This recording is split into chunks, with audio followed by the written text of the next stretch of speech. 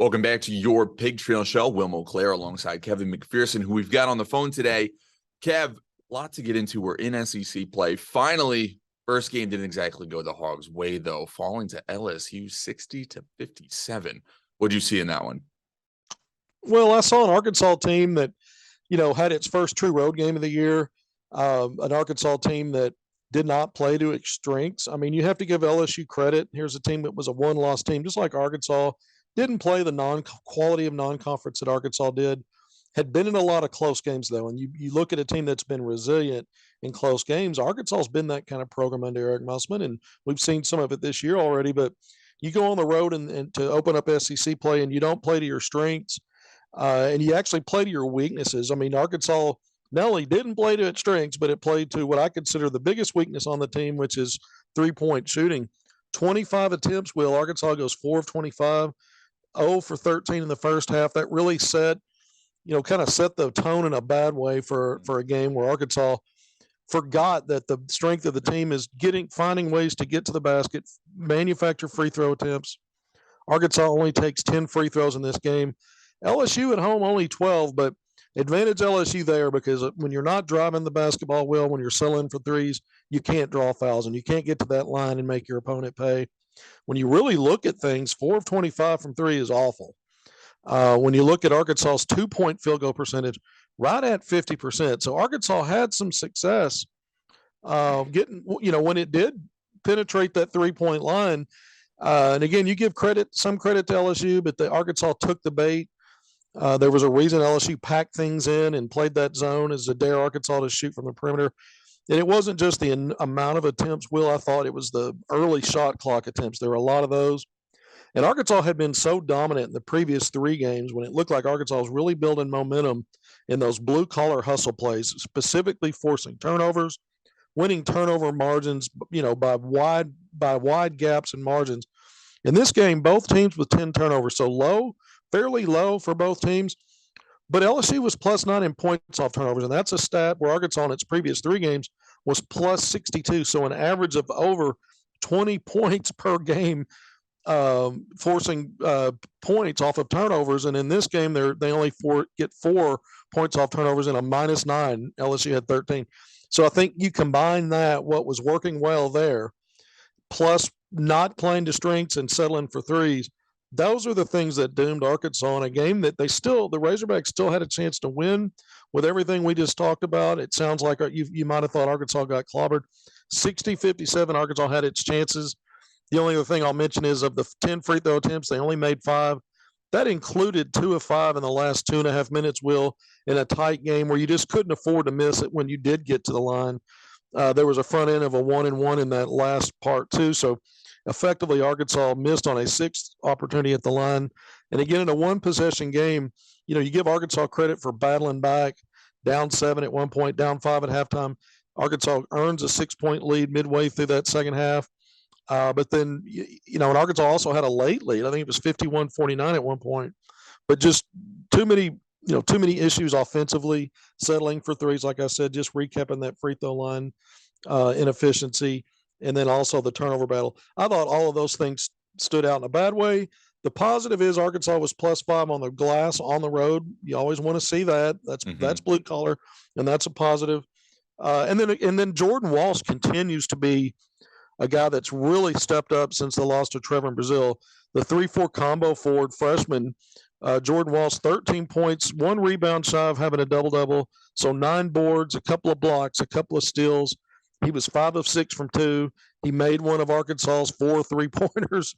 But he was big in the second half, all 13 of his points, and I thought his blue-collar work. He had one possession where he forced 2 jump balls in one possession and did some other things I thought that put Arkansas on a positive in the toughness department. And when you're playing a physical game on the road, you need all hands on deck in that area. Jordan Walsh was a positive in a game where Arkansas now at 11-2 once again starts SEC playoff on the wrong foot. Arkansas has had poor starts under Eric Musselman. A season ago, 0-3 to start league play. The prior season, 2-4 out of the gates. And then Arkansas, things do not get easier. This is SEC play. There are no nights off, but it certainly gets extremely difficult in these next 3 games we want to talk about will starting with Missouri at Yeah. home on Wednesday. Yeah, absolutely. All things considered, that LSU game really could have been a lot worse. It's nice that it was a one possession game. Not bad momentum heading into what could be a couple tough matchups.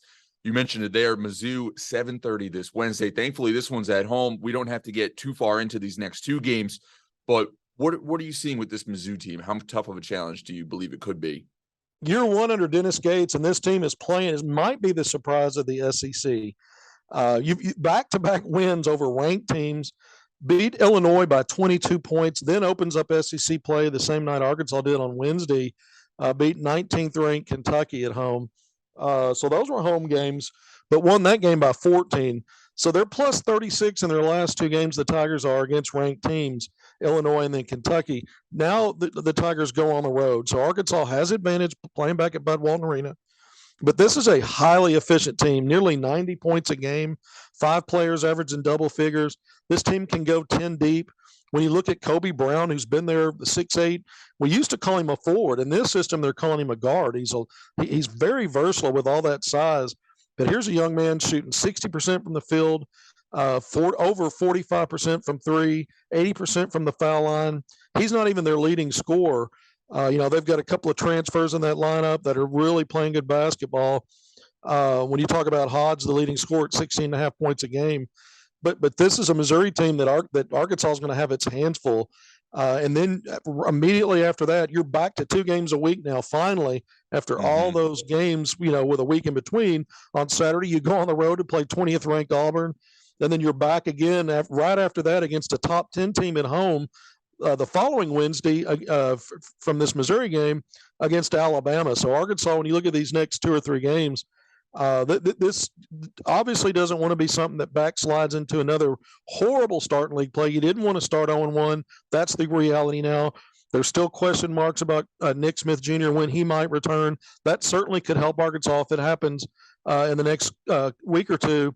I don't want to put something out there that to make it sound like I expect that to happen. That's just, speculation is something of, 5 or 6 other speculative things that could happen.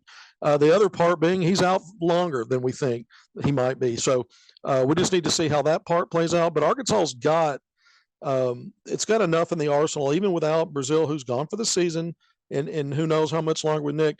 There's still pieces in this rotation, in this lineup, in this top 7. I think that on any given night, Arkansas can be the best team on the court against any of these SEC teams, and that's saying a lot. It's a really good league. We know that. But Arkansas, I'm calling it a win for the Razorbacks if they can go 2-1 in this next stretch of games. 3-0 obviously is what everybody wants. You can survive a 1-2 because we've seen what Arkansas has done in previous years with those rough starts that I described. But you need to, in these next 3, I think if you're Eric Musselman, the Arkansas Razorbacks, you got 2 of those at home. At minimum, you want to get to 2-1, Will.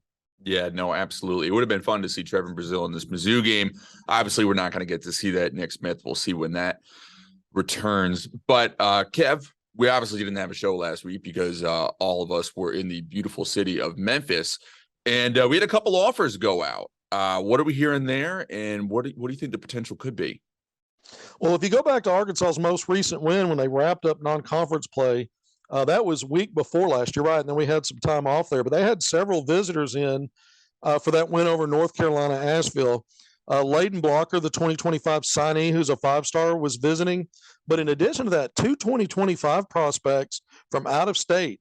Jasper Johnson, ranked number 16, top 20 player, who's a guard, that was on campus, that I thought really that was big for Arkansas to bring in somebody of that level, top 20 player from it's still early in his recruitment, but that's big. And then another top 2025 prospect of a 4-star, according to Rivals, out of the Houston area, 6'10", Nigel Walls. Now, Walls reported just within hours of that unofficial visit to attend that game at Bud Walton Arena, he reported an Arkansas offer. So that was the first offer to go out in 2025 since, when you go back to Terrion Burgess,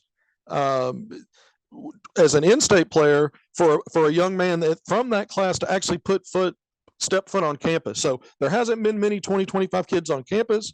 There's more than just those 2 offers, but those are the only two that I'm aware of that have offers that have been on campus for something, to attend a game. So that's what you want. You want to get them on campus, making the offers as part of the recruitment. But Nigel Walls at 6'10", size, players of that size have done well at Arkansas. There hasn't been many, but when you go back to Jalen Williams under this staff, we see now that after 2 years he's in the NBA. We saw the path that Brazil was on, potentially a first-round draft pick after this season if not injured. So I think Arkansas's got a lot of really good selling points for bigs right now. So that visit and that offer did not surprise me. Now, Arkansas also made an offer the day that the Razorbacks lost at LSU. There was an announcement of an offer by Carter Knox. ESPN ranks him top 5 in the country. He's a 5-star, 6'5" guard out of Tampa, Florida. Wow. Yeah, big time player. His brother Kevin Knox was a Kentucky Wildcat. We know he's in the NBA. He was drafted by the Knicks in the first round back in 2000. I think it was 18 or 19. And you know who's on that basketball staff as an assistant was Arkansas assistant coach, current Arkansas assistant Keith Smart. So there's ties to Knox, familiarity with that family that I think helps Arkansas in the recruitment. You've obviously this is a top 5 player in the country. So the Kentuckys and some of the other blue bloods, and he can pick and choose who he wants as a program when he's ready to make a commitment. But that's a big time offer to class of 2024, Carter Knox. I brought up Jasper Johnson earlier, and I did not say where I said he was 16th in the country, class of 2025. In for that North Carolina Asheville game. He's out of Lexington, Kentucky. So I find that area. So I find it very interesting that Arkansas not only casts a wide net, but it's not afraid to go in the backyard, Will, of some of these blue bloods. Not only put out offers, but get those players in to visit for a game. I think that says a lot about the coaching staff and the success it's had in recruiting, because it's one thing to put out offers, but when you start getting players on campus that are basically from the blueprint of your competitors in the SEC and maybe arguably the top program in all time of college basketball, Kentucky Wildcats backyard, I think it's a big deal. Yeah, no, that definitely is a big deal. It'll be exciting to see what other sort of offers are going to be going out in the very near future. Kevin, we always talk pro Hogs. I admittedly haven't been watching a whole bunch of NBA because we've been so wrapped up in bowl coverage, but what have you been seeing? Well, I mean, it's kind of more of the same, and it's all good stuff. When you really look at, I'm going to go down the list here. Jalen Williams, the rookie for the Oklahoma City Thunder, has spent more time in the G League than he has playing NBA games. But a couple of things happened in the past week. He had a triple-double in the G League, points, rebounds, assists, in a win. Then he gets called back to the Thunder and the NBA team, and because of injuries, he's made in his last 2 games, he started for the Thunder. Wow. He had, and that includes a career high 10 rebound game against the Charlotte Hornets earlier in the just a few days ago. So he had a 10 rebound game. And then last night he started against the Philadelphia 76ers, and it was his first start for a home game. That was also a loss, but he played 18 minutes, had 4 rebounds and assist, drew a charge. So I think he got a steal in that game as well. So, he's learning. There's a big difference between the G League, by the way, where the quality of big men at that level are not nearly what he's going to see once he's on the NBA level, and he's already starting to get a taste of that. Speaking of the Philadelphia 76ers, he had to go head-to-head starting with Joel Embiid, who typically is a finalist for the MVP every year, and back in that conversation again. And, Embiid had a triple-double, the 5th of his career, but Jalen Williams was physical with him. Embiid did not shoot the ball well, but he did I'll call it, he did teach Jalen a few lessons, especially early in that game. But these are the kind of things that are going to help a rookie along. But Jalen Williams, in just his 9th NBA game, 2 starts now. Bobby Portis, let's shift gears. Back-to-back 2010 rebound games. So not only is he putting up double doubles, but back-to-back games of 20-plus points and 10-plus rebounds. He's now one of only 9 players in the league to average double figures in rebounding. And then he's only one of 10 players to average a double-double. One of those is a player that averages double-double in points and assists. So that's very elite company. Bobby Portis has 20 double-doubles on the season. That ranks 4th in the NBA. He's shooting right around 50%. So this is a career year. To me, I keep saying it. I'm going to say it every time we come on. He should be the front runner for 6th man of the year if he's not in the NBA. And then Daniel Gafford has been moved into the starting lineup with the Washington Wizards, playing alongside the unicorn Kristaps Porzingis. And he had been backing him up at center, but now Gafford's playing center in the starting lineup. Porzingis moved to power forward. This has really helped the Wizards. They've started winning games, but Gafford's been averaging double-figure scoring the last 4 or 5 games since he's been in that starting rotation. He and Bobby Portis play tonight, by the way, head-to-head. It's the Bucks against the Wizards. One more thing, Isaiah Joe, I mentioned Jalen Williams starting against Joel Embiid and the Sixers. Isaiah Joe, we know he spent his first 2 seasons in Philadelphia after being drafted by the Sixers before being released, signing with the Thunder just before the start of the regular season. We know what his story's been like. He's still 8th right now, top 10 in the NBA in three-point field goal percentage at number 8 at 44.8% per game. He's top 25 in the NBA in true shooting percentage. But he had 8 points against the Sixers, his old team, 3 of 5 field goals, 2 of 3 from 3, 5 rebounds, an assist, and a drawn offensive foul against Embiid. By the way, Jalen Williams also drew a charge in that game. So you see pro Hogs across the board really playing well right now. Moses Moody's had his moments in the last week. He was my pro Hoop Hogs player of the week after scoring double figures 3 games in a row for the Golden State Warriors. So all the pro Hogs right now, Will, are playing well when given opportunities. Some of them have big roles and some of them are expanding their roles based on production and efficiency. Yeah, Kev, it's really awesome hearing about all those guys, especially Jay Will. So happy that he's getting his minutes. Kev, as always, it's great talking to you on Sundays. We've got to go to break, though. When we come back, so much more basketball. We got women's highlights coming up.